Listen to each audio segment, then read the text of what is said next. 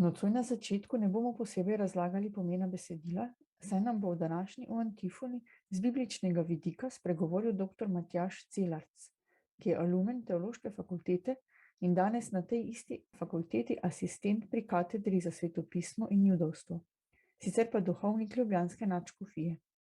Po študiju na Teološki fakulteti je na Papeški Gregorijanski univerzi v Rimu doktoriral z delom pod naslovom Obnovljeno Božje ljudstvo, v katerem je raziskoval pripovedne povzetke v apostolskih delih, ki prikazujejo skupnost kot obnovljeno Božje ljudstvo, kot ga je uvidel prerok Izaija. Od leta 2016 je študijski prefekt v Bogoslovnem semenišču v Ljubljani, obenem pa je pastoralno aktiven kot duhovni pomočnik v več župnijah.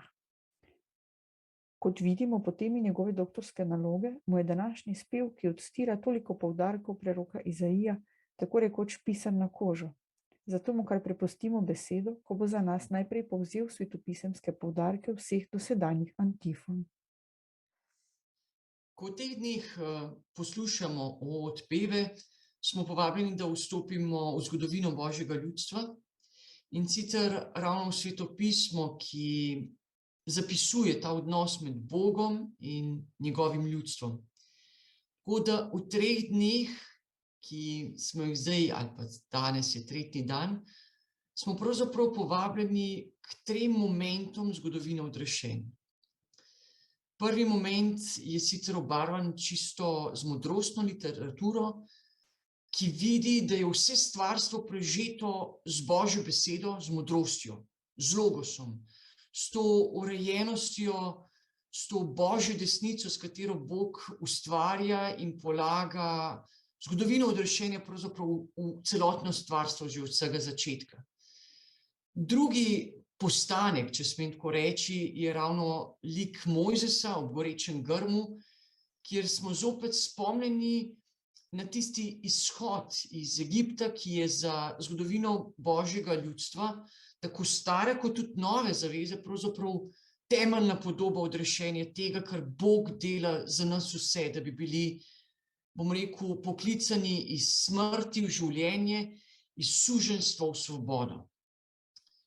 In tretji moment, 3. dan, ki se mu danes posvečamo, nas povabi pravzaprav v tisto temeljno pričakovanje sodelovanja človeka z Bogom v želji po pravičnosti, to pa je Davidsko kraljestvo. Prav v današnji antifoni je imel dr. Celarc že pred nekaj leti čudovito predstavitev znotraj akcije Deli Jezusa, ki jo pripravlja Zavod za pastoralno dejavnost Pridi.com. Zato smo v današnji pogovor vključili tudi del tega posnetka.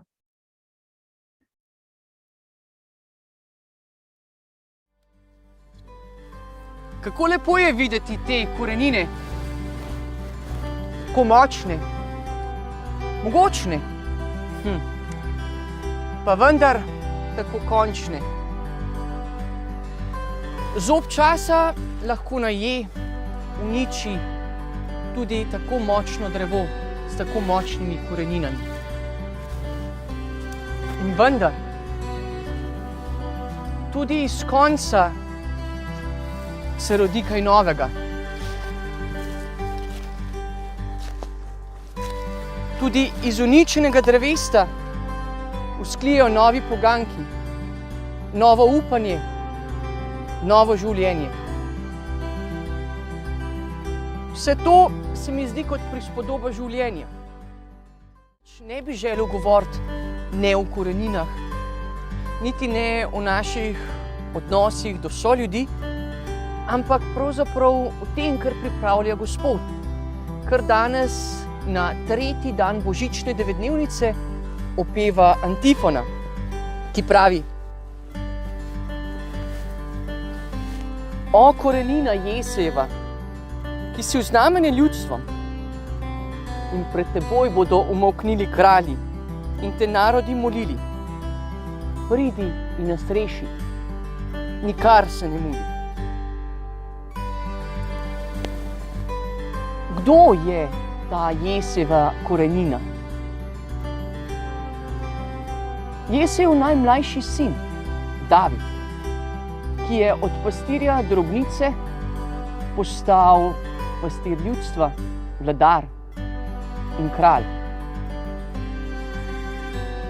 In zopet, ko smo slišali to antifono, ta antifona pravzaprav odmeva še en drugi spev.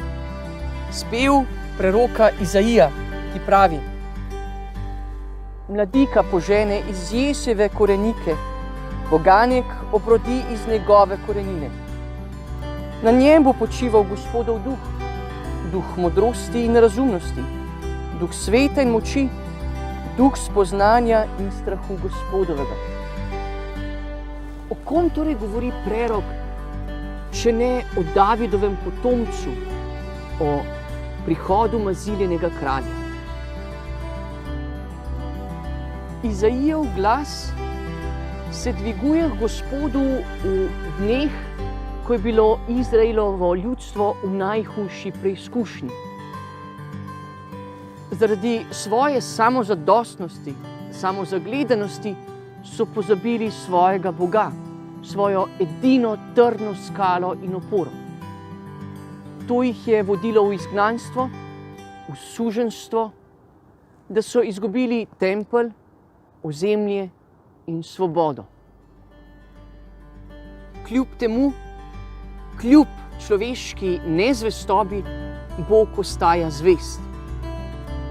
Zato prerok Izaija ljudstvu pravi, da Bog pripravlja presenečenje, pripravlja novega kralja, ki jih bo rešil, kakor nekdaj kralj David. Ne glede na to, ali gre to za skupino znotraj ljudstva, ali gre to za perzijskega kralja Kira, vsem tem je v ozadju Bog, ki vedno znova preseneča.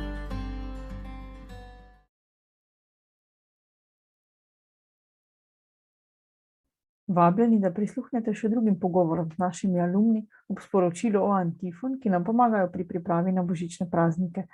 Današnji večer pa zaključimo s skupno molitvijo Marijinega slavospeva.